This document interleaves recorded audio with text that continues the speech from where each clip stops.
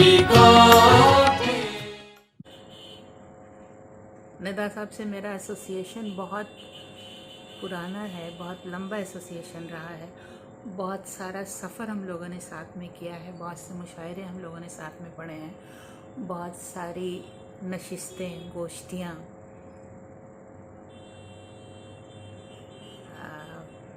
निदा साहब से मेरी पहली मुलाकात जो थी वो एक बहुत विचित्र ढंग से हुई थी।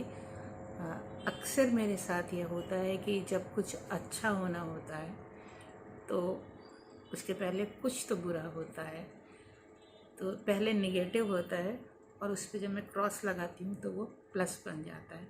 तो बस इसी तरह से निदा साहब से मुलाकात हुई थी। रायगढ़ का मुशायरा था और पहली बार हम लोग साथ में पढ़ रहे थे। वो मुशायरा बहुत अच्छा रहा, मैं कामयाब रही और निदा साहब को कहीं ऐसा लगा और शायद उन्हें उनके अपने जो अनुभव थे तो उनको ऐसा लगना वाजिब भी होगा कि जो मुताशायरात होती हैं जिस तरह के, तो उन्होंने बड़े भारी भरकम अपशब्दों से मुझे नवाजा था।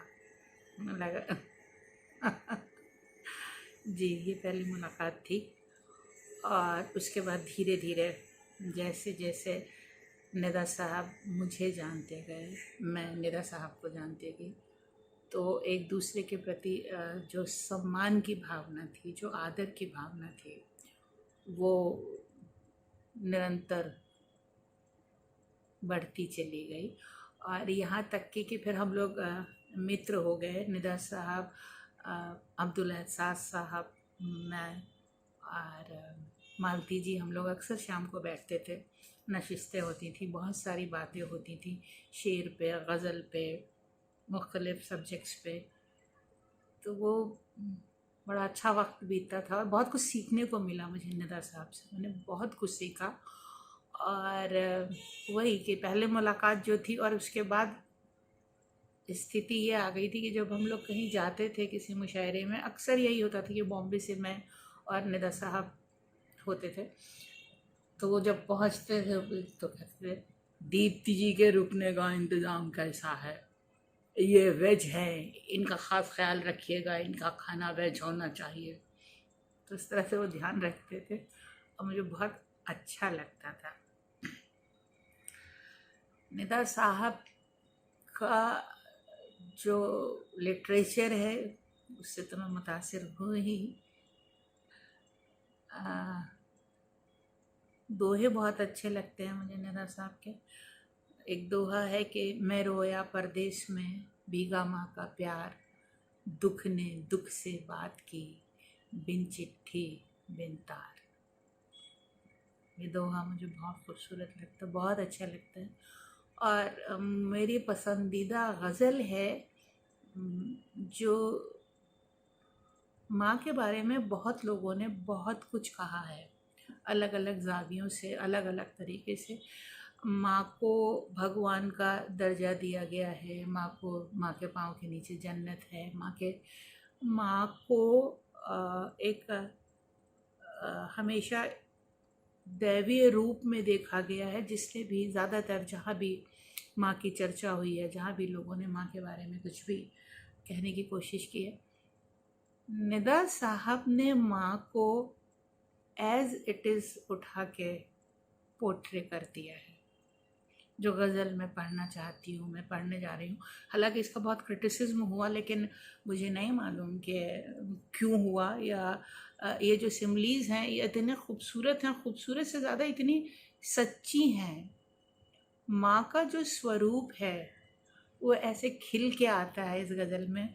मैं यह गज़ल पढ़ रही हूँ, मुझे यह गज़ल बहुत पसंद है और ये है कि बेसन की सौंधी रोटी पर खट्टी चटनी जैसी माँ, बेसन की सौंधी रोटी पर खट्टी चटनी जैसी माँ, याद आती है चौका बासन चिमटा फुकनी जैसी माँ।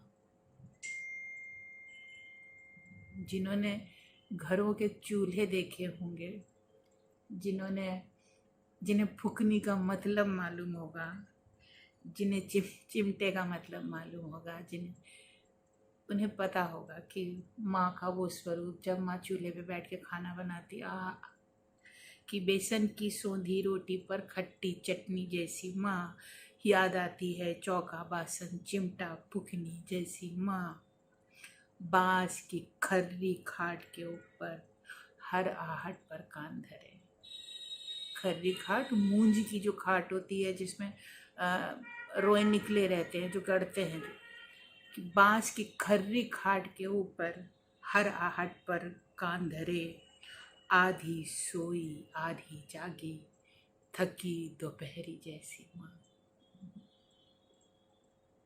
बांस की खर्री खाट के ऊपर हर आहट पर कान धरे, आधी सोई आधी जागी थकी दोपहरी जैसी माँ। चिड़िया की चहकार में गूंजे राधा मोहन अली अली। चिड़िया की चहकार में गूंजे राधा मोहन अली अली, मुर्गे की आवाज पे बजती घर की कुंडी जैसी माँ। चिड़िया की चहकार में गूंजे राधा मोहन अली अली, मुर्गे की आवाज पे बजती घर की कुंडी जैसी माँ। बीवी बेटी बहन पड़ोसन थोड़ी थोड़ी सी सब में। बीवी बेटी बहन पड़ोसन थोड़ी थोड़ी सी सब में, दिन भर एक रस्सी के ऊपर चलती नटनी जैसी माँ।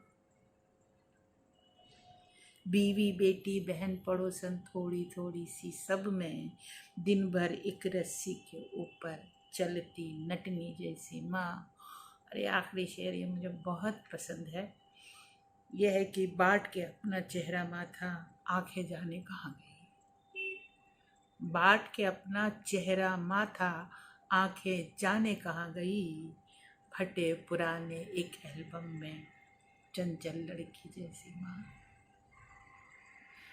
बाट के अपना चेहरा माथा आंखें जाने कहाँ गई, फटे पुराने एक एल्बम में चंचल लड़की जैसी माँ। बेसन की सोंधी रोटी पर खट्टी चटनी जैसी माँ, याद आती है चौका बासन चिमटा फुकनी जैसी माँ।